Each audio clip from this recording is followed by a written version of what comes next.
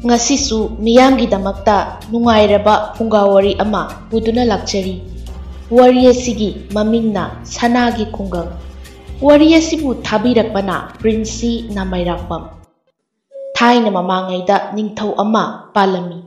Ningthau adugi mamingna Chinglen haina kaurami. Chungphiran chana masak matau phajaba laibak amagi ningthau ama oibada matik charaba misak amani. Mahaki taloi oiribi leisna yengbada pukning huna ingna phajabini. Laima ningthau anigi punna macha marini. Ningol ahumgi matungda piba amakhaktani. Machanupi ahangi koloi minglena Yesna haina kaurami. Yaimagi minglena Thaba. Atombigina Sanarai haina kaurami. Macha pibagina Yaiphaba haina kaurami. Lairiba lamdam adu hek yengbada phajaba chaba thakpa wataba nungsi chanana ningthau amadi prajaga awat apa tanana laiminaba piklaba khul amani. Makhoigi lairiba lamdam adugi khwaidagi atangba yamna phajaba mafam ama lairami. Ningthaugi konungdagi nongpok lomda khara chatlaga sana thokpa turel ama lairami. Turel adu makhoigi lamgi manungda khakta chelami. Maram aduna laibak adu yamna nungairami. Adubu aduk nungaina lairamba ningthaugi punsi adu awaba khudong thiba ama tarakhi. Maduda mahaki machanupa atomba adu masagi chahi mapal surakpada sembiba mapuna lauksinbikre. Matamna asum haukibana machayai phabagi wakhalsu asum leiron chankre. Chinglena leisna isa sindudi ude kadai da laikhrabage. Leisnana Thabaga Sanaraigadi lam yengluni haiduna konung lanki. Yeisnadi mapanda lehawi ningthau. Chinglena manaida taribra kana lei imom yeisnabu aigi nakta lau haiduna kaurau. Ningthaugi athang tabada manaisu phagani iningthau hairamduna yeisna kauba thokhirami. Sanaibema iningthauna Sanaibe mabu kaunaba sanayathang lakjari. Manaigi wadu tabada yesna mapaning thogi manakta laklami. Ipai bungo nachada kari takpigadaba. Ipagi bema ipa ahan matam oirakle. Ningthaugi khubamasi kanana paihogani. Aduna ichabu ipana luhungba pami. Yesna khara ngaklap tauna mapada yenglai. Ningthauna makatarai. Nangi napuroiba oigadoriba duga ichaga nakhoi anina leima ningthau oihobado ipana pami. Ningthaudo sor khara hondok machada nungsina yenglaga munna khallu haibagi mawongda wadi nganglamdana chatkirami. Thaba amadi Sanarai mache ahandagi khara hena mama mapada kejai. Yamna mangau thibini. Masak phajaba Rajkumarga uba yaba nate makhoi anidi hekta munai adubu yesnadi makhoigi adugumba mawongduda yamna hena lupsilude lupa nahagi wakhal changlamde. Thabana Sanarai asida lairiba nupase masak phajadro lairaba oirabasu yengbadi adum yai mitse hekpelida ma ubada. Sanarai na amu yare iche nangi adugumbado tawraan. Makhoi koiba loiraduna mayum maikei tamlakle. Numidangi matam oirakle yeisna magi thongnau mapanda phamli aduga asumna mathanta khalami. Nupi oibi aikhoi sibu nupa yaudabida nupi ai ithantana ningthau khubamsi paiba yaroi dawbajatla. Nupiga nupaga sibu asuk khetnana thamlamlibasi karigino. Asumna yeisna adu matomta khanjai. Ahing adu haukhraduna nongale. Ningthaugi manakta manai ama changlaktuna iningthau khurumjari. Thangnaba khuldagi lam yengba lakpani haina nupa ahumkhak lakhawi. Changhanjara ura iningthau. Ningthauna changhalao. Sanaraidi manaigi wadu tabada mache yaima Thabagi kada chenchinkhirami. Lam koiba ahum adugi minglendi Wanglen Paikhomba amadi thoiba kaurami.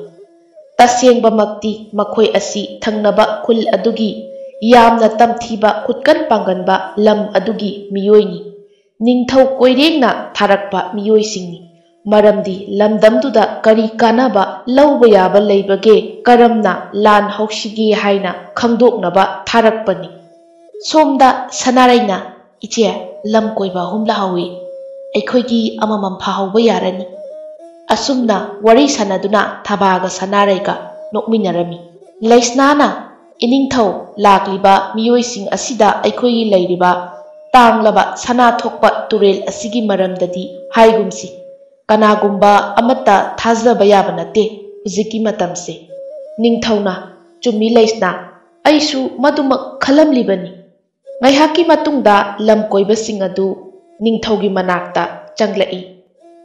"ꯏꯅꯤꯡꯊꯧ, ꯏꯅꯤꯡꯊꯧꯕꯨ ꯈꯨꯔꯨꯝꯖꯔꯤ"꯫ ꯅꯤꯡꯊꯧ ꯑꯗꯨꯅ "ꯌꯥꯔꯦ ꯌꯥꯔꯦ, ꯅꯈꯣꯏꯕꯨ ꯂꯝ ꯌꯦꯡꯕ ꯂꯥꯛꯄꯅꯤ ꯍꯥꯏꯕ, ꯑꯗꯨꯗꯤ ꯑꯇꯩ ꯃꯐꯝ ꯑꯃꯗ ꯂꯩꯇ꯭ꯔꯕꯁꯨ ꯑꯩꯒꯤ ꯀꯣꯅꯨꯡ ꯑꯁꯤꯗ ꯃꯇꯝ ꯈꯔ ꯑꯗꯨꯝ ꯂꯩꯔꯣꯀꯣ"꯫ ꯑꯁꯨꯝꯅ ꯍꯥꯏꯔꯛꯄꯗ ꯃꯈꯣꯏ 3 ꯑꯗꯨ ꯑꯃꯨꯛꯀ ꯍꯦꯟꯅ ꯍꯔꯥꯎꯈ꯭ꯔꯦ꯫ ꯉꯁꯥꯏꯗꯒꯤ ꯂꯨꯝꯗꯨꯅ ꯇꯥꯔꯤꯕ ꯊꯕꯥ ꯑꯃꯗꯤ ꯁꯅꯥꯔꯩ ꯍꯔꯥꯎꯕꯅ ꯂꯣꯏꯈ꯭ꯔꯦ꯫ ꯂꯝꯀꯣꯏꯕ ꯑꯗꯨꯅ "ꯏꯅꯤꯡꯊꯧ, ꯑꯩꯈꯣꯏ ꯌꯥꯝꯅ ꯅꯨꯡꯉꯥꯏꯖꯔꯦ, ꯃꯐꯝ ꯑꯁꯤꯗ ꯑꯩꯈꯣꯏꯕꯨ ꯂꯩꯐꯝ ꯄꯤꯕꯤꯕꯒꯤꯗꯃꯛꯇ"꯫ ꯅꯤꯡꯊꯧ ꯑꯗꯨꯅ ꯃꯈꯥ ꯇꯥꯔꯛꯏ꯫ "ꯅꯈꯣꯏ 3ꯒꯤ ꯀꯣꯂꯣꯏꯃꯤꯡꯂꯦꯟꯅ ꯀꯔꯤ ꯀꯔꯤ ꯀꯧꯕ"꯫ "ꯏꯅꯤꯡꯊꯧ, ꯑꯩꯒꯤꯅ ꯋꯥꯡꯂꯦꯟ, ꯃꯍꯥꯛꯀꯤꯅ ꯄꯥꯏꯈꯣꯝꯕ, ꯑꯗꯨꯒ ꯃꯥꯅ ꯊꯣꯏꯕ, ꯑꯩꯈꯣꯏ 3 ꯃꯔꯨꯞ ꯉꯥꯛꯇꯅꯤ"꯫ ꯅꯤꯡꯊꯧ ꯑꯗꯨꯅ "ꯐꯔꯦ ꯐꯔꯦ, ꯅꯈꯣꯏ 3ꯒꯤ ꯂꯩꯅꯅꯕ ꯇꯨꯝꯐꯝ ꯆꯥꯐꯝ ꯑꯩꯅ ꯁꯣꯏꯗꯅ ꯄꯤꯔꯒꯅꯤ"꯫ ꯑꯁꯨꯝꯅ ꯅꯨꯃꯤꯗꯥꯡꯒꯤ ꯃꯇꯝ ꯑꯣꯏꯔꯛꯂꯦ, ꯆꯥꯕ ꯊꯛꯄ ꯂꯣꯏꯅꯔꯦ, ꯇꯨꯝꯕ ꯃꯇꯝ ꯌꯧꯔꯛꯂꯦ꯫ ꯋꯥꯡꯂꯦꯟꯅ "ꯃꯆꯥꯅꯨꯄꯤꯒ ꯑꯃꯠꯇ ꯂꯩꯇꯕ ꯖꯥꯠꯂꯣ"꯫ "ꯅꯤꯡꯊꯧ ꯑꯁꯤꯒꯤ ꯃꯆꯥꯅꯨꯄꯤ ꯂꯩꯔꯕꯗꯤ ꯃꯣꯏꯊꯦꯝ ꯇꯧꯔꯒ ꯑꯩꯒꯤ ꯑꯣꯏꯍꯧꯕ ꯌꯥꯔꯅꯤ"꯫ ꯋꯥꯡꯂꯦꯟ ꯑꯗꯨ ꯀꯅꯥꯃꯠꯇ ꯇꯥꯔꯔꯣꯏ ꯍꯥꯏꯕꯒꯤ ꯃꯇꯥꯒꯨꯝ ꯋꯥꯍꯩ ꯋꯥꯇꯥ ꯑꯔꯣꯏꯕꯤꯗ ꯍꯥꯏꯔꯛꯏ꯫ ꯄꯥꯏꯈꯣꯝꯕꯅ "ꯑꯩꯁꯨ ꯅꯤꯡꯊꯧꯒꯤ ꯈꯨꯕꯝ ꯐꯪꯗ꯭ꯔꯃꯛꯁꯨ ꯈꯔ ꯅꯨꯡꯉꯥꯏꯍꯧꯕꯗꯤ ꯌꯥꯏꯗꯅ"꯫ ꯊꯣꯏꯕꯗꯤ ꯃꯈꯣꯏꯅ ꯍꯥꯏꯔꯤꯕ ꯋꯥꯗꯨ ꯇꯥꯔꯨꯗ꯭ꯔꯦ꯫ ꯑꯁꯣꯝꯗꯅ ꯊꯕꯥ ꯑꯃꯗꯤ ꯁꯅꯥꯔꯩ ꯑꯍꯤꯡ ꯇꯨꯝꯕ ꯌꯥꯈꯤꯗ꯭ꯔꯦ꯫ ꯂꯥꯛꯂꯤꯕ ꯅꯨꯄꯥ 3ꯗꯨꯒ ꯋꯥꯔꯤ ꯁꯥꯅꯅꯤꯡꯕꯅ ꯉꯥꯎꯔꯦ꯫ ꯅꯣꯡꯉꯥꯜꯂꯛꯂꯦ꯫ ꯊꯕꯥ ꯑꯃꯗꯤ ꯁꯅꯥꯔꯩ ꯑꯅꯤ ꯑꯗꯨ ꯉꯟꯅ ꯍꯧꯒꯠꯇꯨꯅ ꯃꯀꯦ ꯁꯦꯝꯗꯨꯅ ꯂꯩꯀꯣꯜꯗ ꯂꯩꯔꯝꯃꯤ꯫ ꯊꯕꯥꯅ "ꯏꯆꯦ ꯌꯦꯁꯅꯥ ꯍꯧꯒꯠꯈ꯭ꯔꯕ ꯖꯥꯠꯂꯣ? ꯃꯥ ꯂꯥꯛꯂꯕꯗꯤ ꯆꯪꯉꯣꯅ ꯑꯃꯨꯛ ꯍꯥꯏꯔꯛꯂꯅꯤ"꯫ "ꯃꯈꯣꯏ 3ꯗꯨꯁꯨ ꯊꯣꯛꯂꯛꯇꯦꯗ ꯉꯁꯥꯏꯗꯒꯤ ꯉꯥꯏꯔꯤꯕꯁꯦ"꯫ ꯂꯩꯃ ꯅꯤꯡꯊꯧ ꯑꯃꯗꯤ ꯂꯝꯀꯣꯏꯕ 3 ꯑꯗꯨ ꯄꯨꯟꯅ ꯋꯥꯔꯤ ꯁꯥꯔꯤ꯫ ꯌꯦꯁꯅꯥꯅ "ꯏꯄꯥꯏꯕꯨꯡꯉꯣ, ꯅꯆꯥ ꯀꯣꯅꯨꯡꯒꯤ ꯋꯥꯡꯃꯗ ꯑꯃꯨꯛꯇ ꯂꯥꯟꯖꯔꯨꯈꯤꯒꯦ"꯫ ꯅꯤꯡꯊꯧꯅ "ꯆꯠꯂꯣ ꯆꯠꯂꯣ, ꯄꯪꯀꯨꯏꯗꯤ ꯀꯨꯏꯔꯛꯀꯅꯨꯀꯣ"꯫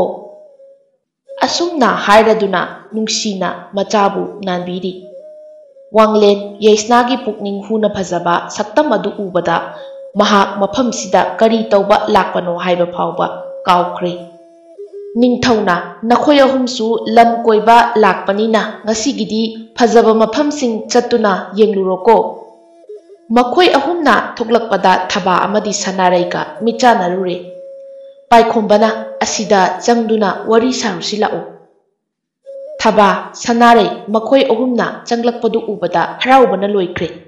ꯋꯥꯡꯂꯦꯟꯅ "ꯅꯨꯖꯥ ꯑꯅꯤꯒꯤ ꯀꯣꯂꯣꯏꯃꯤꯡꯂꯦꯟꯗꯤ ꯀꯔꯤ ꯀꯧꯕꯒꯦ ꯑꯃꯨꯛꯇ ꯈꯪꯖꯕ ꯌꯥꯒꯗ꯭ꯔꯣ"꯫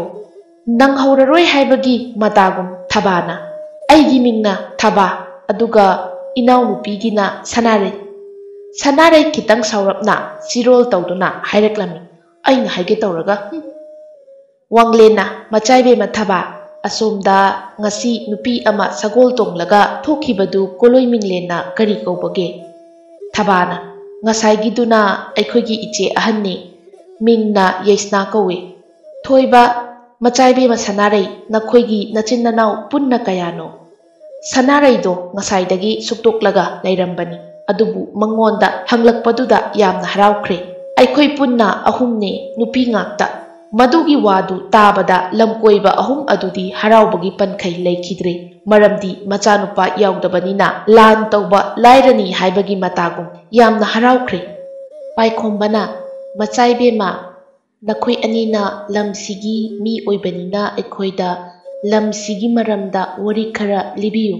ꯑꯗꯨꯒ ꯀꯣꯏꯕꯁꯨ ꯆꯠꯃꯤꯟꯅꯔꯨꯁꯤ"꯫ ꯋꯥꯗꯨ ꯇꯥꯕꯗ ꯃꯈꯣꯏ ꯑꯅꯤꯗꯤ ꯍꯔꯥꯎꯕꯅ ꯉꯝꯈꯩ ꯂꯩꯈꯤꯗ꯭ꯔꯦ꯫ ꯃꯄꯥ ꯅꯤꯡꯊꯧꯗ ꯍꯥꯏꯔꯝꯗꯅ ꯃꯈꯣꯏ 3ꯒ ꯄꯨꯟꯅ ꯂꯝ ꯌꯦꯡꯕ ꯊꯣꯛꯂꯛꯏ꯫ ꯅꯤꯡꯊꯧꯅ ꯂꯩꯁꯅꯥ ꯏꯆꯥ ꯊꯕꯥꯒ ꯁꯅꯥꯔꯩꯒꯗꯤ ꯎꯗꯦꯅ ꯀꯗꯥꯏꯗ ꯆꯠꯈ꯭ꯔꯕꯅꯣ ꯃꯈꯣꯏ ꯑꯅꯤꯕꯣ? ꯂꯩꯁꯅꯥꯅ ꯑꯌꯨꯛ ꯉꯥꯏꯍꯥꯛꯀꯤ ꯃꯃꯥꯡꯗꯗꯤ ꯂꯩꯀꯣꯜꯗ ꯐꯝꯍꯧꯕꯅꯤ, ꯑꯩ ꯑꯃꯨꯛꯇ ꯍꯪꯂꯨꯈꯤꯒꯦ꯫ ꯅꯈꯣꯏ ꯀꯅꯥ ꯀꯅꯥ ꯂꯩꯕꯒꯦ? ꯊꯕꯥꯒ ꯁꯅꯥꯔꯩꯒ ꯀꯗꯥꯏꯗ ꯂꯩꯈꯤꯕꯒꯦ ꯈꯪꯕ꯭ꯔꯣ ꯅꯣꯏꯕꯣ? ꯃꯅꯥꯏ ꯑꯃꯅ ꯏꯃꯥꯏꯕꯦꯝꯃ ꯀꯨꯏꯗ꯭ꯔꯤ ꯉꯥꯏꯍꯥꯛꯀꯤ ꯃꯃꯥꯡꯗ ꯂꯝ ꯀꯣꯏꯕ ꯅꯨꯄꯥ ꯑꯍꯨꯝꯗꯨꯒ ꯆꯠꯈꯤꯕꯅꯤ꯫ ꯋꯥꯗꯨ ꯇꯥꯕꯗ ꯅꯤꯡꯊꯧꯅ ꯑꯣꯟꯊꯣꯛꯅꯁꯨ ꯃꯉꯥꯎ ꯊꯤꯈ꯭ꯔꯦꯗꯀꯣ ꯑꯩꯒꯤ ꯏꯆꯥ ꯑꯅꯤꯁꯦ꯫ ꯀꯣꯅꯨꯡꯗꯒꯤ ꯀꯣꯏꯕ ꯊꯣꯛꯂꯛꯄꯅ ꯃꯈꯣꯏ ꯃꯉꯥ ꯑꯗꯨ ꯑꯁꯨꯝ ꯂꯥꯛꯄꯅ ꯀꯣꯅꯨꯡꯗꯒꯤ ꯂꯥꯞꯊꯣꯔꯛꯂꯦ꯫ ꯊꯕꯥꯅ ꯑꯩꯈꯣꯏꯒꯤ ꯂꯝꯗꯝꯁꯤꯒꯤ ꯈ꯭ꯋꯥꯏꯗꯒꯤ ꯐꯖꯕ ꯃꯐꯝ ꯑꯃ ꯂꯩ, ꯑꯗꯨꯗ ꯆꯠꯂꯨꯁꯤ ꯑꯁꯤ ꯍꯥꯏꯗꯨꯅ ꯃꯈꯣꯏ ꯑꯍꯨꯝꯕꯨ ꯄꯨꯔꯛꯂꯝꯃꯤ꯫ ꯃꯐꯝ ꯑꯗꯨ ꯌꯧꯔꯛꯄꯗ ꯁꯅꯥꯔꯩꯅ ꯃꯁꯤꯒꯤ ꯇꯨꯔꯦꯜ ꯑꯁꯤꯅꯤ ꯑꯩꯈꯣꯏꯗ ꯌꯥꯝꯅ ꯇꯥꯡꯅ ꯐꯪꯂꯤꯕꯁꯦ, ꯑꯇꯩ ꯂꯝꯗ ꯆꯦꯟꯗꯕ ꯇꯨꯔꯦꯜꯅꯤ, ꯑꯆꯝꯕ ꯇꯨꯔꯦꯜ ꯅꯠꯇꯦ, ꯁꯅꯥ ꯊꯣꯛꯄ ꯇꯨꯔꯦꯜꯅꯤ꯫ ꯃꯗꯨ ꯇꯥꯕꯗ ꯃꯈꯣꯏ ꯑꯍꯨꯝꯅ ꯃꯈꯨꯠꯅ ꯇꯨꯔꯦꯜ ꯑꯗꯨꯗ ꯀꯣꯠꯂꯒ ꯌꯦꯡꯉꯤ꯫ ꯁꯅꯥ ꯑꯗꯨ ꯎꯕꯗ ꯃꯈꯣꯏ ꯑꯍꯨꯝꯒꯤ ꯃꯃꯤꯠꯁꯤꯡ ꯑꯗꯣ ꯂꯥꯎꯊꯣꯛꯇꯨꯅ ꯑꯃꯅ ꯑꯃꯗ ꯌꯦꯡꯅꯗꯨꯅ ꯂꯩ꯫ ꯑꯁꯨꯝꯅ ꯇꯨꯔꯦꯜ ꯌꯦꯡꯕ ꯂꯣꯏꯔꯒ ꯃꯈꯣꯏ ꯃꯉꯥ ꯄꯨꯟꯅ ꯑꯃꯨꯛ ꯀꯣꯅꯨꯡꯗ ꯍꯜꯂꯛꯂꯝꯃꯤ꯫ ꯅꯨꯃꯤꯗꯥꯡꯒꯤ ꯃꯇꯝꯅꯤ, ꯄꯥꯏꯈꯣꯝꯕꯅ ꯋꯥꯡꯂꯦꯟꯗ ꯂꯝꯁꯤꯒꯤ ꯃꯔꯝꯗ ꯏꯅꯤꯡꯊꯧ ꯀꯣꯏꯔꯦꯡꯗ ꯄꯥꯎ ꯄꯤꯈꯤꯕꯅ ꯑꯆꯨꯝꯕ ꯑꯣꯏꯒꯅꯤ, ꯑꯗꯨꯒ ꯂꯩꯔꯤꯕ ꯁꯅꯥ ꯊꯣꯛꯄ ꯇꯨꯔꯦꯜꯗꯣ ꯑꯩꯈꯣꯏꯒꯤ ꯑꯣꯏꯍꯧꯗꯕ ꯌꯥꯗꯕꯅꯤ꯫ ꯋꯥꯡꯂꯦꯟꯅ ꯑꯃꯨꯛ ꯑꯩꯈꯣꯏꯒ ꯑꯁꯨꯛ ꯅꯛꯅ ꯂꯩꯔꯤꯕ ꯂꯝ ꯑꯁꯤꯗ ꯁꯅꯥ ꯊꯣꯛꯄ ꯇꯨꯔꯦꯜ ꯂꯩ ꯍꯥꯏꯕ ꯐꯥꯎꯕ ꯈꯪꯂꯝꯗꯦꯅꯦ, ꯑꯩꯈꯣꯏꯁꯦ ꯀꯌꯥꯗ ꯄꯪꯈ꯭ꯔꯕꯅꯣ꯫ ꯊꯣꯏꯕꯅ ꯑꯃꯨꯛ ꯄꯥꯎ ꯑꯁꯤ ꯇꯥꯕꯗ ꯏꯅꯤꯡꯊꯧ ꯀꯣꯏꯔꯦꯡꯗꯤ ꯍꯔꯥꯎꯕꯅ ꯄꯟꯗꯣꯝ ꯂꯣꯝꯂꯅꯤ꯫ ꯑꯁꯤ ꯍꯥꯏꯔꯗꯨꯅ ꯃꯈꯣꯏ ꯑꯍꯨꯝ ꯈꯣꯟꯖꯦꯜ ꯄꯤꯛꯂꯞꯅ ꯅꯣꯛꯂꯝꯃꯤ꯫ ꯀꯅꯥꯒꯨꯝꯕ ꯃꯤꯁꯤꯡꯅ ꯇꯥꯔꯝꯒꯅꯤ ꯍꯥꯏꯕꯒꯤ ꯃꯇꯥꯒꯨꯝ ꯑꯃꯨꯛꯁꯨ ꯀꯣꯌꯦꯡ ꯀꯣꯌꯦꯡ ꯌꯦꯡꯂꯛꯏ꯫ ꯑꯍꯤꯡꯗꯨꯃ ꯃꯈꯣꯏ ꯐꯠꯇ ꯂꯧꯁꯤꯡ ꯇꯧꯗꯨꯅ ꯋꯥꯔꯤ ꯁꯥꯅꯔꯝꯃꯤ꯫ ꯑꯁꯨꯝꯅ ꯃꯈꯣꯏ ꯇꯨꯝꯊꯒꯦ ꯇꯧꯕꯒ ꯂꯝ ꯈꯨꯅꯨ ꯑꯃ ꯃꯈꯣꯏꯒꯤ ꯃꯅꯥꯛꯇ ꯄꯥꯏꯔꯛꯂꯝꯃꯤ꯫ ꯀꯔꯤꯒꯨꯝꯕ ꯋꯥꯔꯣꯜ ꯈꯔ ꯏꯕ ꯆꯦ ꯑꯗꯨ ꯄꯥꯏꯈꯣꯝꯕꯅ ꯂꯧꯗꯨꯅ ꯄꯥꯔꯛꯏ꯫ ꯑꯩ ꯅꯈꯣꯏꯒꯤ ꯅꯤꯡꯊꯧ ꯀꯣꯏꯔꯦꯡꯅꯤ, ꯅꯈꯣꯏ ꯂꯝ ꯑꯗꯨꯗ ꯂꯩꯔꯛꯂꯤꯕ ꯑꯗꯨ ꯅꯨꯃꯤꯠ ꯍꯨꯝꯅꯤꯃꯨꯛ ꯁꯨꯔꯝꯂꯒꯅꯤ꯫ ꯀꯔꯤ ꯃꯄꯥꯎ ꯈꯪꯂꯕꯒꯦ ꯑꯩꯉꯣꯟꯗ ꯑꯊꯨꯕ ꯃꯇꯝꯗ ꯈꯪꯍꯜꯂꯛꯎ꯫ ꯋꯥꯡꯂꯦꯟꯅ ꯑꯗꯨꯗꯤ ꯑꯩꯈꯣই ꯄꯥꯎ ꯑꯃꯠꯇ ꯆꯤꯠꯊꯗꯅ ꯏꯅꯤꯡꯊꯧꯗ ꯇꯝꯈ꯭ꯔꯁꯤ, ꯑꯗꯨꯒ ꯈꯨꯅꯨ ꯑꯁꯤꯗ ꯑꯃꯨꯛ ꯆꯦꯜꯍꯟꯈ꯭ꯔꯁꯤ꯫ ꯏꯕꯗꯤ ꯊꯣꯏꯕ ꯅꯪꯅ ꯑꯣꯏꯅ ꯏꯔꯣ꯫ ꯊꯣꯏꯕ ꯍꯣꯏ ꯍꯣꯏ꯫ ꯑꯁꯨꯝꯅ ꯍꯥꯏꯅ ꯊꯣꯏꯕ ꯑꯗꯨ ꯏꯕ ꯍꯧꯔꯛꯏ꯫ ꯏꯅꯤꯡꯊꯧ ꯃꯈꯣꯏꯒꯤ ꯂꯝ ꯑꯁꯤꯗ ꯌꯥꯝꯅ ꯃꯃꯜ ꯌꯥꯝꯕ ꯄꯣꯠꯁꯛꯁꯤꯡ ꯌꯥꯝꯅ ꯂꯩ꯫ ꯅꯣꯡꯄꯣꯛꯂꯣꯝꯗ ꯁꯅꯥ ꯊꯣꯛꯄ ꯇꯨꯔꯦꯜ ꯑꯃ ꯂꯪꯇ꯭ꯔꯤꯛ ꯂꯪꯅ ꯆꯦꯜꯂꯤ꯫ ꯆꯥꯅ ꯊꯛꯅꯕ ꯑꯋꯥꯠꯄ ꯑꯃꯠꯇ ꯂꯩꯇꯦ꯫ ꯂꯝ ꯑꯁꯤ ꯑꯩꯈꯣꯏꯅ ꯈꯨꯗꯨꯝ ꯆꯟꯕꯗ ꯌꯥꯝꯅ ꯂꯥꯏꯅ ꯊꯣꯛꯀꯅꯤ꯫ ꯃꯆꯥꯅꯨꯄꯥ ꯌꯥꯎꯗꯦ, ꯅꯨꯄꯤ ꯉꯥꯛꯇ ꯑꯍꯨꯝꯅꯤ꯫ ꯃꯈꯣꯏꯗꯤ ꯑꯩꯈꯣꯏꯅ ꯂꯥꯏꯅ ꯃꯣꯏꯊꯦꯝ ꯇꯧꯕ ꯉꯝꯒꯅꯤ꯫ ꯑꯁꯨꯝꯅ ꯆꯤꯊꯤ ꯑꯗꯨ ꯅꯤꯡꯊꯧ ꯀꯣꯏꯔꯦꯡꯒꯤ ꯃꯐꯝꯗ ꯑꯃꯨꯛ ꯊꯥꯔꯛꯈꯤ꯫ ꯑꯌꯨꯛꯀꯤ ꯃꯇꯝ ꯑꯣꯏꯔꯛꯂꯦ, ꯀꯣꯔꯧ ꯊꯣꯛꯂꯛꯂꯦ꯫ ꯃꯤꯄꯨꯝ ꯈꯨꯗꯤꯡ ꯅꯣꯡꯃꯒꯤ ꯃꯥꯒꯤ ꯃꯥꯒꯤ ꯑꯣꯏꯕ ꯁꯤꯟꯊꯥ ꯄꯥꯡꯊꯣꯛꯅꯕ ꯌꯥꯀꯥꯏꯅꯔꯛꯂꯦ꯫ ꯌꯩꯁꯅꯥꯅ ꯃꯃꯥꯗ ꯍꯥꯏꯔꯛꯂꯝꯃꯤ, ꯏꯃꯥ ꯏꯄꯥ ꯅꯤꯡꯊꯧ ꯀꯗꯣꯝꯗ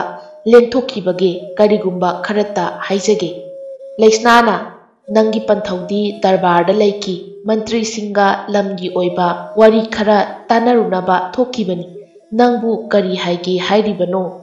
ꯑꯌꯨꯛ ꯑꯉꯟꯕꯁꯤꯗ? ꯌꯩꯁꯅꯥꯅ ꯃꯃꯥꯗ ꯀꯔꯤꯃꯠꯇ ꯍꯥꯏꯔꯝꯗꯅ ꯃꯄꯥ ꯅꯤꯡꯊꯧꯗ ꯑꯣꯏꯅ ꯍꯥꯏꯔꯨꯔꯒꯦ ꯍꯥꯏꯕꯒꯤ ꯃꯇꯥꯒꯨꯝ ꯍꯥꯏꯐꯦꯠ ꯌꯦꯡꯂꯝꯂꯒ ꯃꯃꯥꯏ ꯂꯩꯊꯣꯛꯇꯨꯅ ꯆꯠꯈꯤꯔꯝꯃꯤ꯫ ꯌꯩꯁꯅꯥ ꯗꯔꯕꯥꯔ ꯃꯅꯥꯛꯇ ꯆꯪꯂꯛꯇꯨꯅ, ꯏꯄꯥ ꯅꯤꯡꯊꯧ, ꯅꯆꯥ ꯏꯄꯥꯒꯤ ꯃꯐꯝꯗ ꯀꯔꯤꯒꯨꯝꯕ ꯈꯔ ꯅꯤꯖꯒꯦ, ꯄꯟꯊꯧꯅ ꯁꯣꯏꯗꯅ ꯌꯥꯕꯤꯌꯨ꯫ ꯅꯤꯡꯊꯧꯗꯣ ꯃꯆꯥꯗ ꯃꯣꯃꯣꯟ ꯅꯣꯛꯇꯨꯅ ꯅꯨꯡꯁꯤꯕ ꯃꯤꯅꯣꯛ ꯑꯃꯒ ꯂꯣꯏꯅꯅ ꯌꯦꯡꯂꯛꯏ꯫ ꯏꯆꯥꯒꯤ ꯑꯄꯥꯝꯕꯗꯣ ꯀꯔꯤꯅꯣ ꯍꯥꯏꯌꯨ ꯅꯪꯒꯤ ꯄꯟꯊꯧꯗ꯫ ꯌꯩꯁꯅꯥꯅ ꯄꯟꯊꯧ ꯅꯆꯥ ꯉꯁꯤꯗꯤ ꯎꯃꯪꯂꯣꯝꯗ ꯁꯥ ꯇꯥꯟꯕ ꯆꯠꯂꯨꯒꯦ, ꯑꯌꯥꯕ ꯄꯤꯕꯤꯒꯗ꯭ꯔꯥ ꯍꯥꯏꯅ ꯍꯪꯒꯠꯆꯔꯤ꯫ ꯅꯤꯡꯊꯧ ꯈꯔ ꯁꯨꯛꯂꯞꯅ, ꯏꯄꯥꯒꯤ ꯏꯕꯦꯝꯃ, ꯅꯪ ꯅꯨꯄꯤꯅꯤ ꯀꯥꯎꯒꯅꯨ꯫ ꯑꯗꯨꯒꯨꯝꯕ ꯅꯨꯄꯥꯒꯤ ꯁꯤꯟꯐꯝꯗ ꯆꯠꯄ ꯏꯄꯥꯅ ꯄꯥꯝꯗꯦ꯫ ꯑꯗꯨꯕꯨ ꯏꯆꯥꯅ ꯄꯥꯝꯂꯕꯗꯤ ꯆꯠꯂꯨꯔꯣ, ꯄꯪꯊꯦꯡ ꯊꯦꯡꯂꯛꯀꯅꯨ꯫ ꯅꯊꯟꯗ ꯆꯠꯀꯗꯧꯔꯤꯕ꯭ꯔꯥ, ꯀꯅꯥ ꯀꯅꯥ ꯂꯣꯏꯅꯒꯅꯤ? ꯌꯩꯁꯅꯥꯅ ꯄꯟꯊꯧ ꯃꯈꯣꯏ ꯈꯔꯒ ꯄꯨꯟꯅ ꯆꯠꯀꯗꯕꯅꯤ, ꯑꯗꯨꯗꯤ ꯅꯆꯥ ꯆꯠꯅꯅꯕ ꯑꯃꯨꯛꯇ ꯂꯣꯏꯁꯤꯟꯖꯔꯨꯈꯤꯒꯦ꯫ ꯅꯤꯡꯊꯧꯅ ꯃꯆꯤꯟꯗ ꯁꯣꯟꯖꯩ, ꯑꯩꯒꯤ ꯏꯆꯥꯅꯦꯅ ꯇꯧꯔꯤꯁꯦ नुपागा पांखक ओइरे करमना थोकलगबा असुम हाइदुना सोर मचा अमा होंदोई येसनाना थोरकपगा Mopa Chanana वांगलेन थेंगनरमी ngaiha makhoi ani michanaruरे adubu yeisnagi wakhaldadi karisu khanjilude wanglen yeisnagi phajaba saktamdu ubada pumngau ngaukhre matomta tumina haijei asuk ingna jangkhonna phajabi nupi se malem sida leiramgadrane aina mabudi thamoi sengna nungsirure thoiba tungdagi lona taduna leirami kanano nungsiruri sibo खंगजबा यागद्रो अदुबु नंगना कावरोइदबदी मफमसिदा अखोइना लाकपगी मरमदी कावबा यादेको वांगलेन हन्ना फावबा थोइबदा येंगलमदना येसनागी मतुंग इनखी मचाइबेमा कदोमदा लेंथोकपिगदबा येसनाना उमंगलोमदनी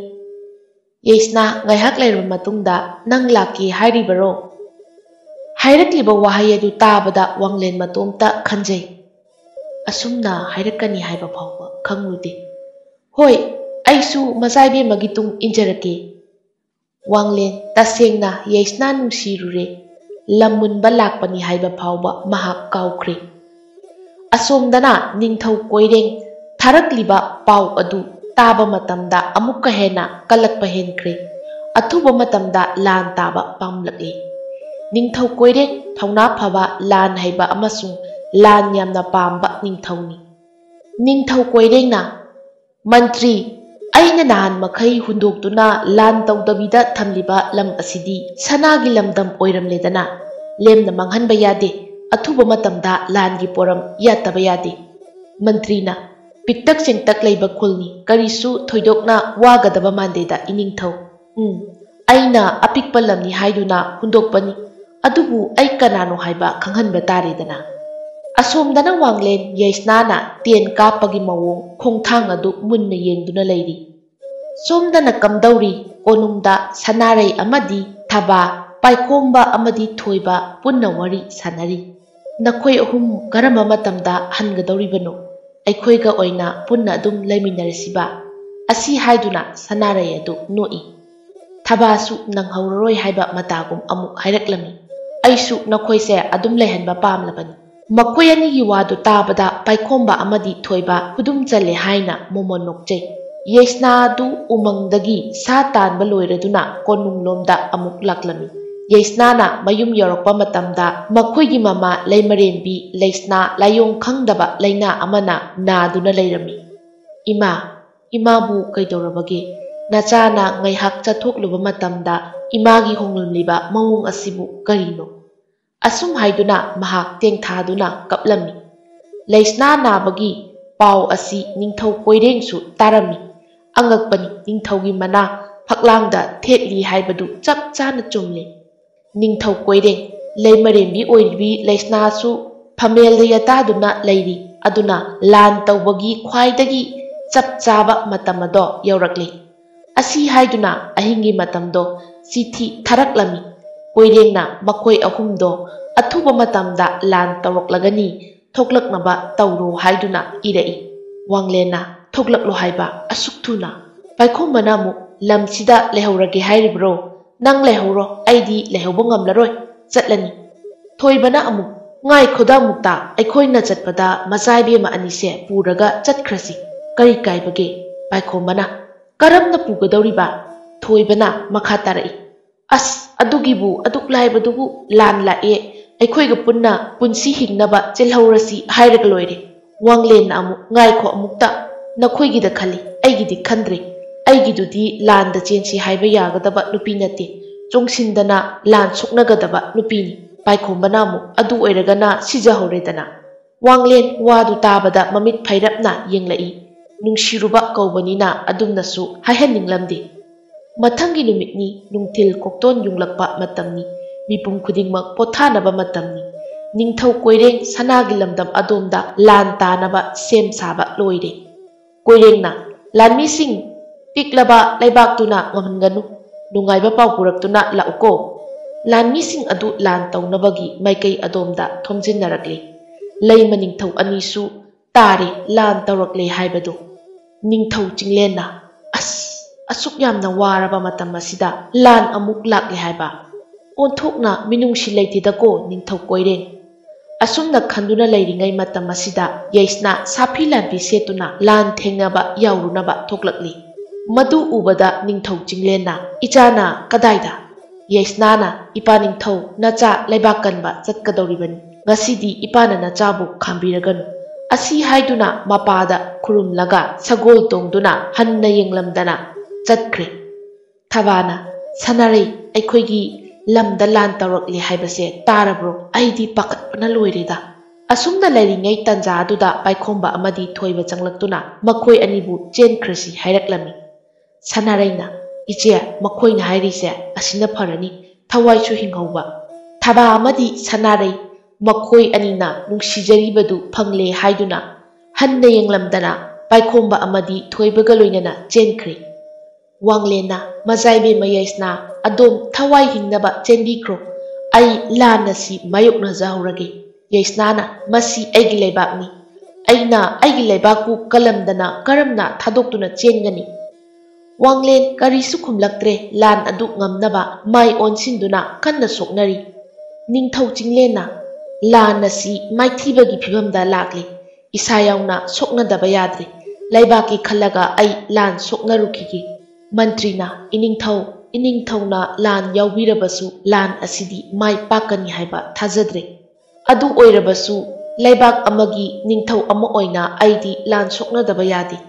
asi hairamlaga ningthau chinglen lan pham yaurakle magi angamba pangal puthoktuna lan thengnarami lan pham maikei anidagi landarakpani nakal amadana yaisna amadi wanglenna mayoknari amaromdana chinglen amadi lanmi singna mayoknari yaisnana wanglen lanasi maithiragani nang hingnaba chenkro wanglen ngamloi haibagi matagum tasinadana lan adu thengnari khanghaude maithire lan mai paktre ningthau koirengna ngamkhre ningthau chinglen yaisna amadi wanglen lanpha oire konung yaure mitopna koisinkhre ningthau chinglen thawai nungaitana asuk phajakraba ningthijaba changkhona phajaba lam ase ngasidi utki mapai onthokna thuna onkhre asi haiduna kaplami lan mai pakle haibagi pau tabada ningthau koireng haraubagi pandom lomle aduga ningthau chinglengi manakta laklami ningthau koirengna ningthau chinglen nang haujikti mai thire lan ngamdrabanina aingonda tha khudingi nangi torelda thokliba sana ado thilakadaban ningthau chinglen amu sana sing adu pambagi damaktara nang nangasi aigi iphamda landariba ningthau koirengna amu mani madutabu pambagi aina lan tauribani aina hairiba wasida yadrabadi nang amadi nangi lebak awaba tagani koireng asum yenglakpada wanglen chu lanpha oina yawba thengnarami madu ubada ningthau koirengna wanglen nangdi matau karamna aibu singnaribra nang aigi magun khangba natra wanglen amu iningthauna tauribadu lali piklaba phajakraba lam asibu aina manghanba pamde maram adunani iningthau aibu ngakpiyu aina machaibema yaisnabu thamoi sengna nungsirure maram adunasu aina leibak asibu kanba pamlibani ningthau koireng khara saurapna mi usitaba minai macha naralgi matung inna aina nangbu chairak soidana pigani yaisna wanglengi chamjaba matau adu ubada magi thamoida minungsi khara poklaklami adubu nungsiba haibadudi oiramde wanglena iningthaugi chairak phangani haibadudi ai nahana khangjare mayam adugi marak thana chinglen amu hairei ningthau koireng nang khara khit henmanli ningthau amu oibagi magun chendre aidi nongmatasu khalude nangdi aigi khudong chadaba matang yenglibore asumna hairaga koirengda sauningba ningamdaba midyeng amaga loinana yenglaklami koirengna henmanli haibabu karino aigi aningba apamba tawbada kanana su thingba ngamloi nangna thingge hairabasu mi amagi masak magun yenglaga khara khara ngangbana phagani nangi leibak ase hauji khara tumlisitagi hena amukka hena tumhallu haibra ningthau chinglenna ningthau koireng aidi misak amada thaksi khasi kaide kaibasu pamde aisu leibak amagi ningthau oiribani khara lemna ngangba pami nangna hekta kalli haiduna ꯇꯧꯕ ꯉꯝꯒꯅꯤ ꯍꯥꯏꯕꯗꯨꯗꯤ ꯈꯟꯒꯅꯨ ꯑꯩꯈꯣꯏꯁꯨ ꯑꯃꯠꯇꯅꯤ ꯍꯤꯡꯃꯤꯟꯅꯕ ꯌꯥꯏꯅ ꯆꯤꯡꯂꯦꯟꯅ ꯍꯥꯏꯕ ꯋꯥ ꯂꯣꯏꯗꯅ ꯀꯣꯏꯔꯦꯡ ꯃꯔꯛ ꯊꯠꯅ ꯌꯥꯎꯁꯤꯜꯂꯛꯏ ꯃꯥꯒꯤ ꯋꯥꯍꯩ ꯑꯗꯨ ꯇꯥꯅꯤꯡꯗ꯭ꯔꯦ ꯍꯥꯏꯕꯒꯤ ꯃꯇꯥꯒꯨꯝ ꯎꯁꯤꯠꯇꯅ ꯇꯧꯔꯛꯄꯅꯤ ꯌꯥꯔꯦ ꯌꯥꯔꯦ ꯅꯪꯒꯤ ꯑꯗꯨꯒꯨꯝꯕ ꯑꯣꯏꯔꯣꯏꯗꯕ ꯋꯥꯗꯨ ꯑꯩꯉꯣꯟꯗ ꯊꯥꯗꯔꯒ ꯂꯩꯔꯅꯨ ꯅꯪꯒꯤ ꯂꯝꯗ ꯊꯣꯛꯂꯤꯕ ꯁꯅꯥꯁꯤꯡ ꯑꯗꯨ ꯑꯩꯉꯣꯟꯗ ꯂꯣꯏꯅ ꯄꯤꯔꯣ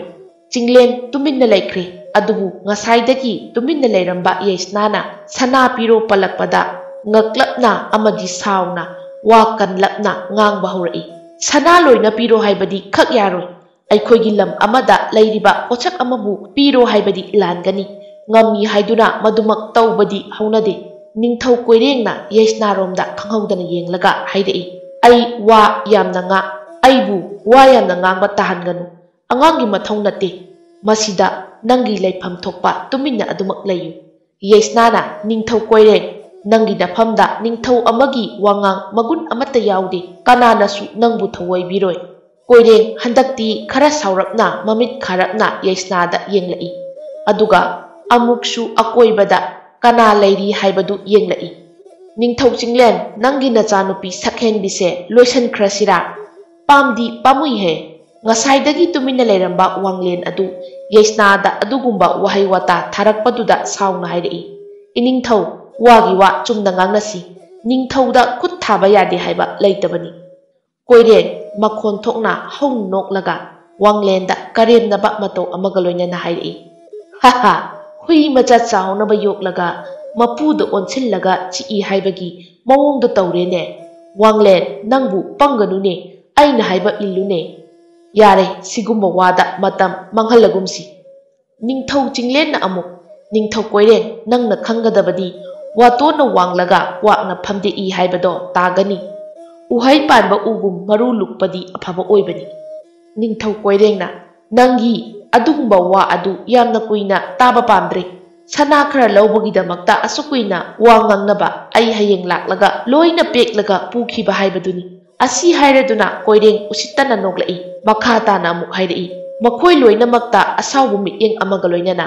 ꯃꯁꯤꯗ ꯑꯌꯦꯠꯄ ꯄꯤꯔꯛꯂꯕ ꯂꯩꯕꯥꯛ ꯑꯁꯦ ꯂꯣꯏꯅ ꯇꯨꯝꯂꯦ ꯈꯪꯉꯨ ꯅꯤꯡꯊꯧ ꯐꯥꯎꯕ ꯍꯤꯡꯒꯅꯤ ꯍꯥꯏꯕ ꯊꯥꯖꯔꯨꯅꯨ ꯋꯥꯍꯩ ꯑꯗꯨ ꯍꯥꯏꯔꯝꯂꯒ ꯀꯣꯏꯔꯦꯡ ꯆꯠꯈ꯭ꯔꯦ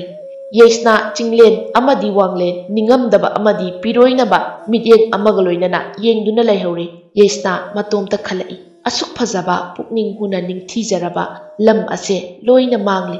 ꯃꯣꯡꯐꯝ ꯑꯣꯏꯔꯦ ꯎꯠꯀꯤ ꯃꯄꯩ ꯑꯣꯜꯂꯦ ꯃꯤꯑꯣꯏꯕ ꯍꯥꯏꯕꯁꯦ ꯀꯜꯂꯛꯄ ꯑꯄꯥꯝꯕꯒꯤ ꯂꯣꯏꯕ ꯅꯥꯏꯗꯦ ꯑꯋꯥꯡꯕ ꯆꯤꯡꯗꯣꯜꯗ ꯂꯦꯞꯂꯕꯁꯨ ꯄꯦꯟꯗꯕ ꯍꯦꯟꯃꯟꯕꯗꯒꯤ ꯈꯨꯅꯤꯡ ꯀꯥꯡꯈꯠꯇꯨꯅ ꯌꯦꯡꯉꯤ ꯍꯥꯏꯕꯗꯨꯅꯤ ꯃꯥꯡꯂꯦ ꯄꯨꯝꯃꯥꯡ ꯃꯥꯡꯂꯦ ꯁꯅꯥꯒꯤ ꯂꯝꯗꯝ ꯉꯥꯏꯍꯥꯛꯀꯤ ꯀꯜꯂꯛꯄꯅ ꯈꯜꯂꯨꯗꯦ ꯅꯣꯡꯃꯇꯁꯨ ꯑꯁꯨꯝꯅ ꯑꯣꯏꯔꯛꯀꯅꯤ ꯍꯥꯏꯕ ꯅꯤꯡꯊꯧ ꯆꯤꯡꯂꯦꯟꯅ ꯏꯄꯥꯒꯤ ꯌꯦꯁꯅꯥ ꯅꯤꯡꯍꯟꯅꯕ ꯇꯧꯒꯅꯨ ꯃꯇꯨꯡꯗ ꯑꯃꯨꯛ ꯑꯩꯈꯣꯏ ꯄꯨꯟꯅ ꯍꯣꯠꯅꯃꯤꯟꯅꯗꯨꯅ ꯂꯩꯕꯥꯛ ꯑꯁꯦ ꯃꯄꯨꯡ ꯐꯥꯕ ꯁꯣꯏꯗꯅ ꯉꯝꯍꯟꯒꯅꯤꯗ ꯅꯤꯡꯊꯧ ꯆꯤꯡꯂꯦꯟꯅ ꯃꯆꯥꯕꯨ ꯊꯦꯝꯖꯤꯟꯅꯕ ꯋꯥꯍꯩ ꯑꯗꯨ ꯍꯥꯏꯔꯛꯄꯅꯤ ꯑꯗꯨꯕꯨ ꯃꯥꯡꯂꯤꯕ ꯂꯝ ꯑꯗꯨꯗꯤ ꯍꯟꯖꯤꯟꯕ ꯉꯝꯂꯔꯣꯏ ꯍꯥꯏꯕ ꯃꯁꯥꯅ ꯈꯪꯂꯝꯃꯤ ꯋꯥꯡꯂꯦꯟꯅ ꯏꯅꯤꯡꯊꯧ ꯅꯅꯥꯏ ꯑꯩꯕꯨ ꯉꯥꯛꯄꯤꯌꯨ ꯑꯩ ꯏꯅꯤꯡꯊꯧꯒꯤ ꯃꯐꯝꯗ ꯌꯥꯝꯅ ꯂꯥꯟꯕ ꯏꯔꯥꯜ ꯑꯃ ꯂꯪꯖꯈ꯭ꯔꯦ ꯉꯥꯛꯄꯤꯐꯝ ꯊꯣꯛꯇ꯭ꯔꯕ ꯑꯩꯒꯤ ꯏꯔꯥꯜ ꯑꯁꯤꯒꯤꯗꯃꯛꯇ ꯏꯅꯤꯡꯊꯧꯅ ꯃꯇꯤꯛ ꯆꯥꯕ ꯆꯩꯔꯥꯛ ꯄꯤꯕꯤꯕ ꯌꯥꯔꯕꯅꯤ ꯃꯗꯨꯗ ꯅꯅꯥꯏ ꯑꯩꯅ ꯍꯤꯛꯇꯣꯛꯄ ꯂꯩꯖꯗꯦ ꯌꯦꯁꯅꯥ ꯋꯥꯡꯂꯦꯟꯒꯤ ꯃꯇꯧꯗꯨ ꯎꯕꯗ ꯅꯣꯛꯐꯦꯠ ꯇꯧꯖꯩ ꯑꯗꯨꯒ ꯃꯕꯨꯛꯅꯤꯡꯗ ꯄꯨꯛꯆꯦꯜꯗꯤ ꯁꯦꯡꯕ ꯖꯥꯠꯅꯤꯅꯤ ꯅꯤꯡꯊꯧ ꯆꯤꯡꯂꯦꯟꯅ ꯑꯗꯨꯛ ꯄꯨꯛꯆꯦꯜ ꯁꯦꯡꯅ ꯍꯥꯏꯔꯕꯗ ꯅꯤꯡꯊꯧ ꯑꯩꯅ ꯀꯔꯤꯒꯤ ꯌꯥꯗꯅꯤ ꯑꯩꯅ ꯅꯪꯕꯨ ꯉꯥꯛꯄꯤꯔꯕꯅꯤ ꯃꯇꯨꯡꯗ ꯃꯤꯒꯤ ꯐꯠꯇꯕ ꯇꯧꯒꯅꯨ ꯑꯇꯣꯞꯄꯗ ꯇꯧꯔꯤꯕꯗꯤ ꯇꯧꯔꯤꯕ ꯑꯔꯥꯟꯕ ꯑꯗꯨꯒꯤ ꯆꯩꯔꯥꯛ ꯁꯣꯏꯗꯅ ꯅꯐꯝꯗ ꯇꯥꯒꯅꯤꯀꯣ ꯑꯁꯤ ꯍꯥꯏꯔꯝꯂꯒ ꯆꯤꯡꯂꯦꯟ ꯃꯃꯥꯏ ꯑꯗꯨ ꯂꯨꯛꯊꯔꯞ ꯇꯧꯅ ꯂꯩꯊꯣꯛꯈꯤ ꯋꯥꯡꯂꯦꯟ ꯌꯦꯁꯅꯥꯗ ꯑꯣꯟꯁꯤꯟꯗꯨꯅ ꯍꯥꯏꯔꯛꯏ ꯃꯆꯥꯏꯕꯦꯝꯃ ꯌꯦꯁꯅꯥ ꯑꯩꯕꯨ ꯉꯥꯛꯄꯤꯌꯨ ꯋꯥꯈꯜ ꯐꯥꯊꯍꯧꯗꯕꯅ ꯑꯩꯅ ꯃꯆꯥꯏꯕꯦꯝꯃꯕꯨ ꯅꯨꯡꯁꯤ ꯍꯥꯏꯗꯣꯛꯈ꯭ꯔꯦ ꯌꯦꯁꯅꯥ ꯑꯃꯨꯛ ꯃꯈꯥ ꯇꯥꯔꯛꯏ ꯃꯣꯃꯣꯟ ꯃꯤꯅꯣꯛꯀ ꯂꯣꯏꯅꯅ ꯃꯤꯅꯣꯛꯇꯨ ꯎꯕꯗ ꯋꯥꯡꯂꯦꯟ ꯋꯥꯈꯜ ꯃꯀꯥ ꯈꯤꯇꯪꯗꯤ ꯂꯥꯝꯊꯣꯛꯏ ꯅꯨꯡꯁꯤꯕꯒꯤꯗꯃꯛꯇꯗꯤ ꯀꯔꯤꯁꯨ ꯁꯥꯎꯕ ꯂꯩꯖꯗꯦ ꯑꯗꯨꯕꯨ ꯑꯗꯨꯒꯨꯝꯕ ꯋꯥꯈꯜꯗꯨꯗꯤ ꯂꯥꯞꯅ ꯊꯝꯕꯤꯈ꯭ꯔꯣ ꯑꯩꯉꯣꯟꯗ ꯑꯗꯨꯒꯨꯝꯕ ꯋꯥꯈꯜ ꯂꯩꯖꯗꯦ ꯋꯥꯡꯂꯦꯟ ꯊꯃꯣꯏ ꯁꯣꯛꯅ ꯐꯒꯅꯤ ꯃꯆꯥꯏꯕꯦꯝꯃ ꯆꯤꯡꯂꯦꯟ ꯊꯣꯛꯂꯛꯇꯨꯅ ꯃꯈꯣꯏꯒꯤ ꯃꯥꯡꯂꯕ ꯂꯝ ꯑꯗꯨꯕꯨ ꯌꯦꯡꯖꯩ ꯑꯁꯣꯝꯗꯅ ꯊꯕꯥ ꯑꯃꯗꯤ ꯁꯅꯥꯔꯩ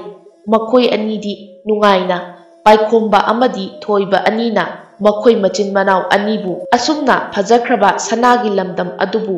ꯃꯊꯃꯣꯏ ꯋꯥꯔꯛꯄ ꯉꯝꯗ꯭ꯔꯕꯤ ꯃꯆꯥꯏꯕꯦꯝꯃ ꯑꯅꯤꯅ ꯃꯔꯝ ꯑꯣꯏꯗꯨꯅ ꯑꯋꯥꯕꯒꯤ ꯇꯨꯡꯅꯐꯝ ꯑꯣꯏꯈ꯭ꯔꯤ, ꯅꯨꯡꯉꯥꯏꯕꯒꯤ ꯃꯒꯨꯟ ꯃꯥꯡꯈ꯭ꯔꯤ, ꯃꯤꯀꯞ ꯃꯤꯔꯥꯎꯈꯣꯜꯅ ꯅꯤꯜꯂꯤ, ꯆꯍꯤ ꯀꯌꯥ ꯆꯪꯅ ꯍꯣꯠꯅꯔꯕꯁꯨ ꯅꯨꯡꯉꯥꯏꯕ ꯉꯝꯈꯤꯗ꯭ꯔꯦ꯫ ꯑꯁꯨꯝꯅ ꯁꯅꯥꯒꯤ ꯈꯨꯡꯒꯪꯅꯤ ꯍꯥꯏꯔꯤꯕ ꯂꯝ ꯑꯗꯨꯒꯤ ꯁꯅꯥ ꯄꯨꯝꯅꯃꯛ ꯅꯤꯡꯊꯧ ꯀꯣꯏꯔꯦꯡꯅ ꯂꯧꯗꯨꯅ ꯅꯤꯡꯊꯧ ꯀꯣꯏꯔꯦꯡꯒꯤ ꯑꯣꯏꯈꯤꯔꯝꯃꯤ꯫